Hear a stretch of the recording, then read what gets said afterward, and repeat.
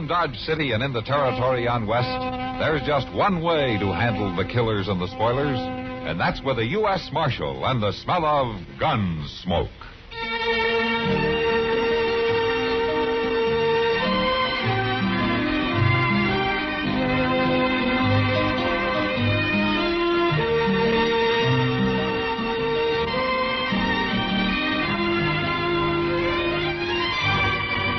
Gunsmoke, starring William Conrad, the story of the violence that moved west with young America, and the story of a man who moved with it. I'm that man, Matt Dillon, United States Marshal. The first man they look for and the last they want to meet. It's a chancy job, and it makes a man watchful and a little lonely.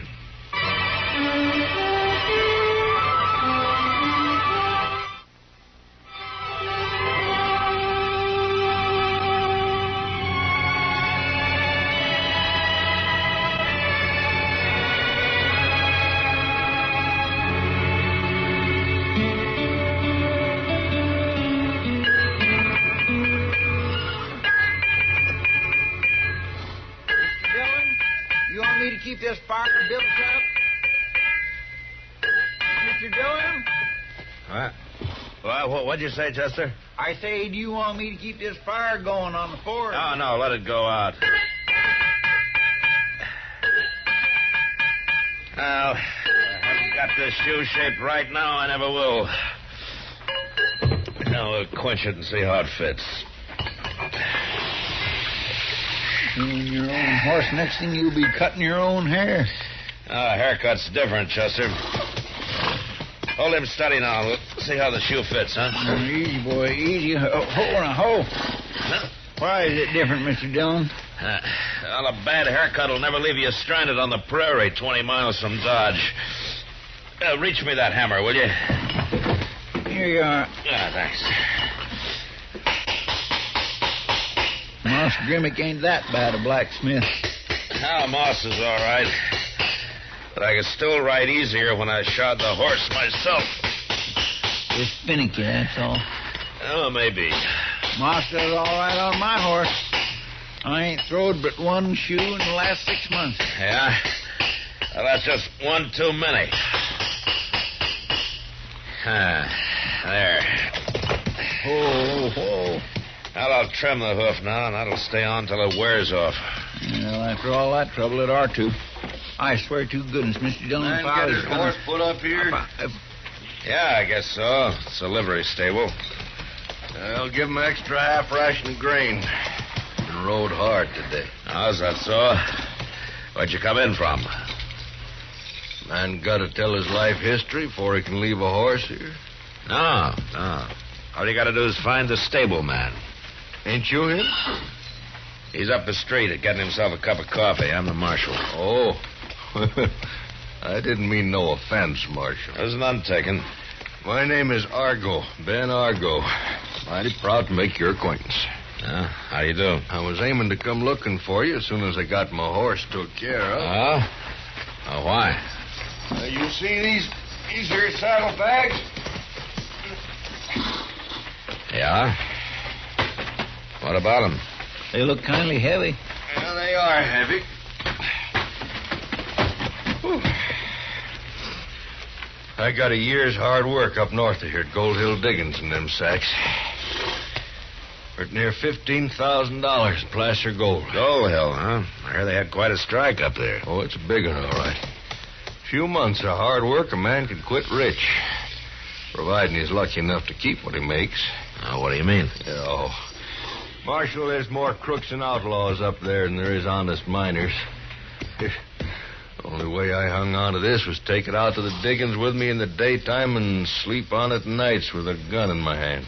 You can rest easy, Argo. Things are different here in Dodge. Maybe so. I'd still like to put these saddlebags up in a safe place for the night. I'm leaving tomorrow. Kind of like to be free to look the town over this evening. Never been here before. The bank's already closed. Yeah, a fellow down the street tells me there's a storekeeper. Takes care of money for folks sometimes. Now, that'd be Wilbur Jonas, but only in case of an emergency, like when stage passengers hit town late, you know? Something of that kind. Well, Marshal, maybe you could tell him that this is an emergency. Well, is it? Well, I ain't a man to spook easy, but there's fellers up in Gold Hill knowed how much I left with, knowed where I was headed. I might have been followed. All right, Argo. I'll send Moss to take care of your horse, and you meet me over at Jonas's store. I'll wait for you there. I'm much obliged, Marshal. It's no trouble. Come on, Chester. Yes, sir. Mighty grateful to both of you. You think somebody could have followed him to Dodge, Mr. Dillon? I don't know, Chester. Just depends on what his reasons are for lying. Lying? Yeah. Well, what are you going to do about him?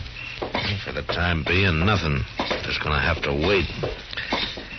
Look, you better tag him around and keep an eye on him anyway, huh? Yes, sir, Mr. Dillon.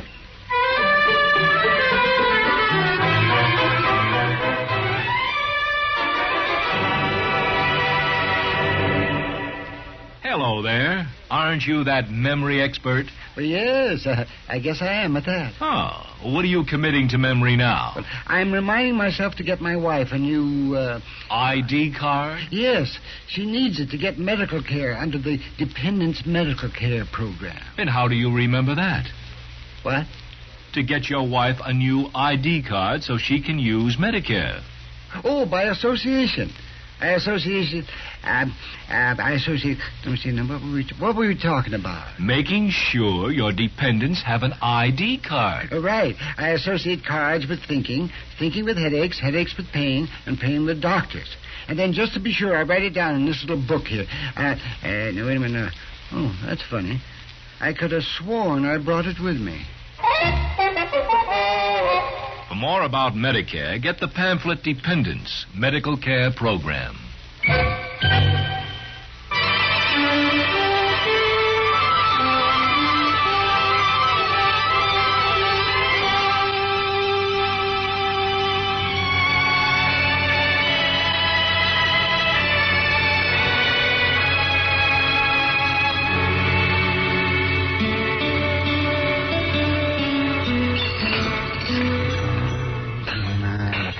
Look at that does it. That's the final straw. Look at that, will you, Matt? Look at what, Doc? The stuff they slap on a place and call food in this town.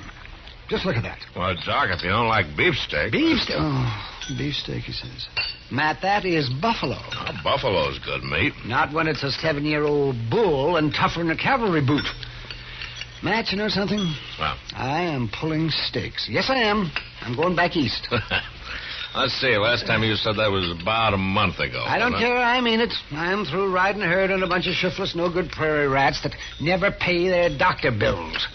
90% of them nothing but drifters, cutthroats, saddle I thought it was the food you objected to. I could be living like a civilized human being back east, eating at all the finest restaurants in the world. Oh, like Bernheimer's. Pass the sugar, will you? Here. Yes, I could go back tomorrow. Yes, I could. And by heaven, I think I'll do it, too. I'm going to do it. I am not taking another case in this town. Not one. You know, Doc, it's going to be kind of hard to get used to shaving regular, talking polite, putting on clean shirts, and keeping your collar buttoned. I haven't always lived like a roughneck sodbuster. I know how to act like a gentleman. Why, when I came out of medical school, I was one of the most promising young men. Oh, there you are, Doc. Chester, I thought you were over at the Long Branch, keeping an eye on Ben Argo. Oh, yes, sir, I was, till he snuck out, Mr. Dillon. He what? Snuck out. See, there was a couple of men come in, and I heard him asking for him. When I looked around, he's gone. But we don't have to worry now, Mr. Dillon. He ain't going to leave town. Not while he's got all that gold in Mr. Jonas's safe. Yeah, I guess you're right, son. Doc, what I come for is you're wanted out at the Rensler place. What for? Well, because Ms. Rensler's about to have a baby. They sent word for you. By golly, I forgot she was that close. Oh, hand me that bag, will you, Matt? Yeah, sure, Doc. There you are. Thank you. Where are you going? Well, I'm going out to where the tarnation you think I'm going? Oh, back east, you said. Well, I couldn't leave a woman like Doc this. been threatening to leave town again? Why, yes. Oh, shut up, the both of you. Good night, Doc. Good night. Well, come on, Chester. Let's go over to the Long Branch and have a talk with those men, huh?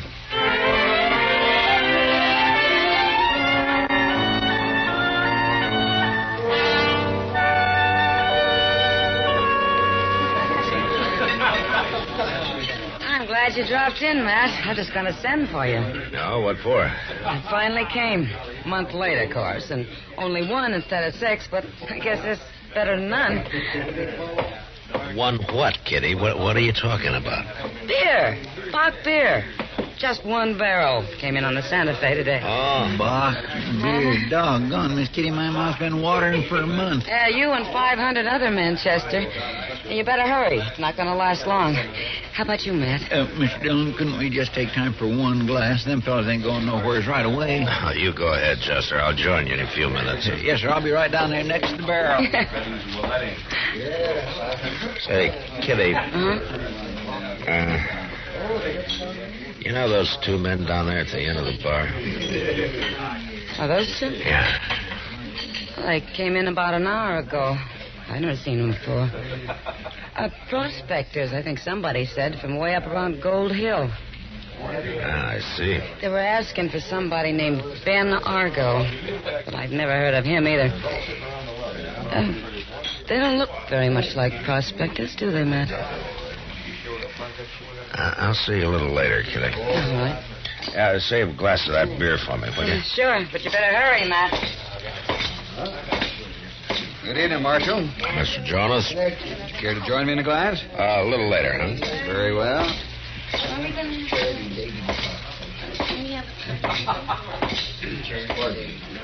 How are you, gentlemen?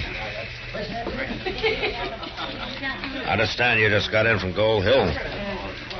Mister, if you're looking for talk, go find somebody else. Oh? Does your partner feel the same way? You heard him. You boys are pretty edgy, aren't you? You got some reason for it? Suppose that badge you're wearing means you're the marshal around here? Yeah, that's right. My name's Dillon. Matt Dillon. Well, mine's Pete Wells. My friend here is Rocky Martin. Look, you ain't got any business with us, Marshal. We just hit town, and we don't know a soul here. Not even Ben Argo? Never heard of no Ben Argo. Oh? Well, I thought you might have followed him from Gold Hill. I said we never heard of him. And you wouldn't know that he was carrying $15,000 in gold, huh? Look, Marshal... So naturally, you wouldn't be thinking of trying to take it away from him, would you? Why should we? What kind of men do you think we are? Well, if you boys just happen to meet anybody with ideas like that, you tell them to forget it, huh? Because we got laws here in Dodge City. It's been real nice talking to you, Marshal. Come on, Rocky. Don't leave on my account. I figure me and Rocky better turn in before we break one of them laws of yours.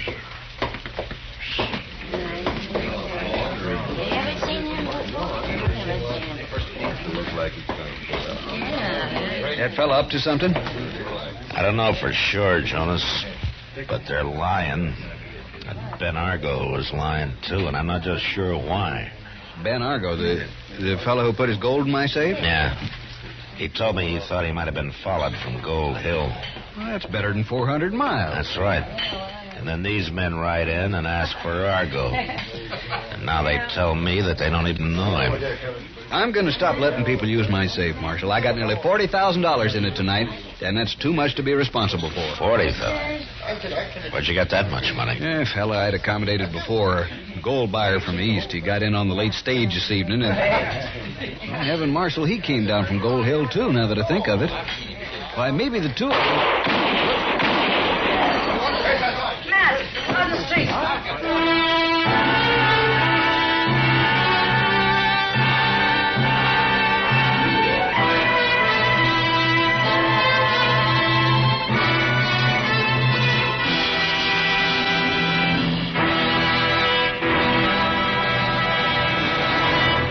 Another visit with Joe and Daphne Forsythe. Joe, honey. Uh-huh. Joe, darling, put down the paper. I've got something important to ask you. Okay. Joe. All right. What? How many savings bonds do we have? What kind of a question is that? A good one. How many? I'm not sure. I'd have to count. And I'm reading the paper. Now, what do you want to know for? Have we got enough to make things comfortable for us? Very comfortable. That's why I buy on a payroll savings plan. Up on the month will give us quite a nest egg for the future. Enough for a college education? Eventually. But who's going to college? Our children, silly. We don't have any yet. Oh? What do you mean, oh? Better buy some more bonds, honey. Daphne, you mean... We've got a new investment. How about that?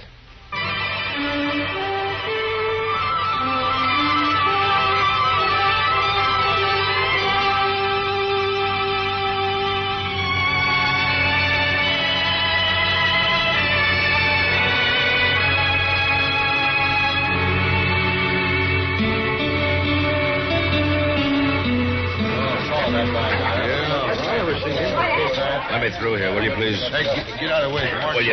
Will you let me through, please? Told you somebody followed me, Marshal, and they jumped me, the two of them, right here in the street. All right, Argo. Let me have a look at it. Must have figured I was packing that gold around with me. Yeah. Well, that's one of them fellas who was in the Long Branch, Mr. Dillon. His name's Martin, according to his partner. Let's turn him over, Chester. Yes, sir. You want me to go see if Doc's left yet, Mr. Dillon? There's no hurry, Chester. You mean he's dead? Yeah. Where'd the other one go, Argo? Dang if I know. Just lit out like a scared rabbit.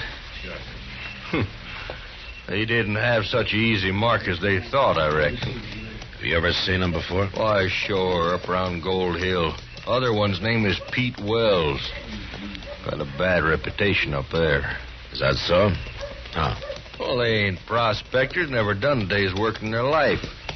Just rob off of them it does.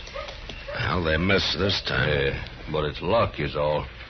I just got a glimpse of them when they stepped out of those shadows over there, and that give me just enough edge to beat them. I see. Hadn't it been for that, I'd be the one laying dead right here in the street. Yeah.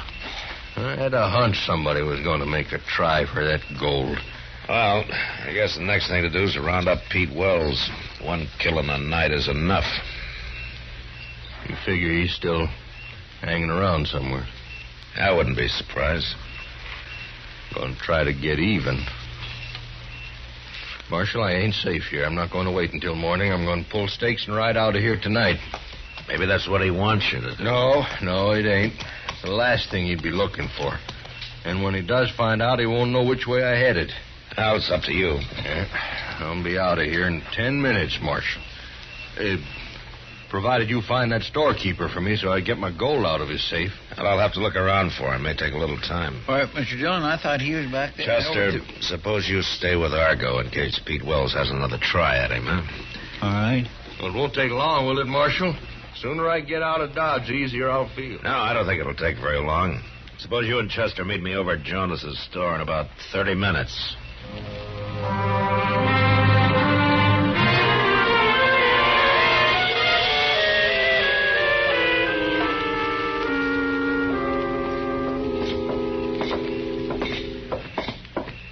I think you're there waiting for us, Marshal. Yeah, it looks that way. That's you, Mr. Dillon? That's right, Chester. You find that storekeeper, Marshal? Yes, he did, Argo. And if you have a habit of bothering folks in the middle of the night, I'll thank you to keep your valuables elsewhere in the future. Don't you fret. Ain't likely I'll be coming through here again. Let's see now. Is this the key?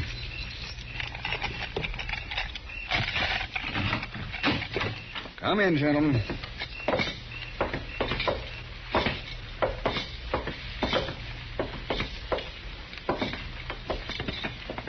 Yes, sir. It's the only burglar-proof safe between here and Kansas City. Not counting bank vaults, of course. Yeah, I just hope I can remember the new combination. What do you mean? Don't worry, Argo. He always says that when he opens it. Been saying it for 6 months, ever since he got this new safe. Over here. And back to here. And that ought to... Well, let's see now. This bag in front belongs to someone else, buyer. Those are yours right behind it, if I can reach you. Take them all out. You get your hands up, Marshal. You two. All three of you. Here, what do you think you're up to? Do what he says, Chester. Get your hands up. Now, this is what you were after all along, wasn't it, Argo? To get your hands on that buyer's money. That's right, Marshal. I knowed he was on his way here from Gold Hill. Knowed he always leaves his cash overnight in this storekeeper's safe. So you put that gold of yours in the safe so you'd have a reason to get Jonas to open it later. Figure things out just fine, Marshal. After it's too late to do any good. I knew you were lying the minute I met you, but I had to wait and find out what you were up to. Lying? How? You said you'd been working a placer claim all winter. But you made a big mistake by shaking hands with me. Your hands were as soft as a baby's. I suppose you stole the gold, huh? Why, sure. From Wells and Martin. That's why they come after me. Of course, Wells don't trust the law, or he'd have told you. Well, I think he trusts it now. You're covered, Argo. Huh? Drop that gun. Wells, you found him, Marshal. You set me up on this. That's why you stalled me off. Do what he says. Drop your gun. I ain't dropping nothing. Don't be a fool, Argo!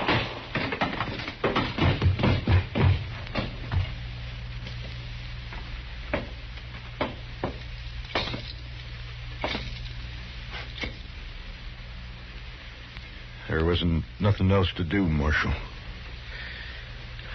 No, there wasn't. He didn't give Rocky no chance at all. Before he tried that kind of fool move, he ought to have remembered Rocky. He remembered, all right. That's why he tried to kill you. You bet he remembered.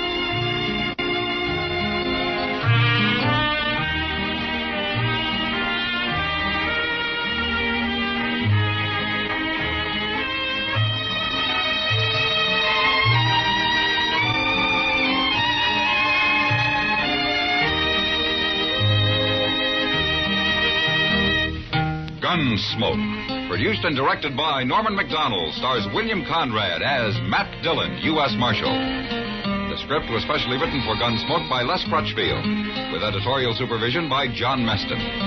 The music was composed and conducted by Rex Corey. Sound patterns were by Ray Kemper and Bill James. Featured in the cast were Parley Bear as Chester, Howard McNear as Doc, and Georgia Ellis as Kitty. George Walsh speaking. Join us again next week for another specially transcribed story on Gunsmoke. This is the United States Armed Forces Radio and Television Service.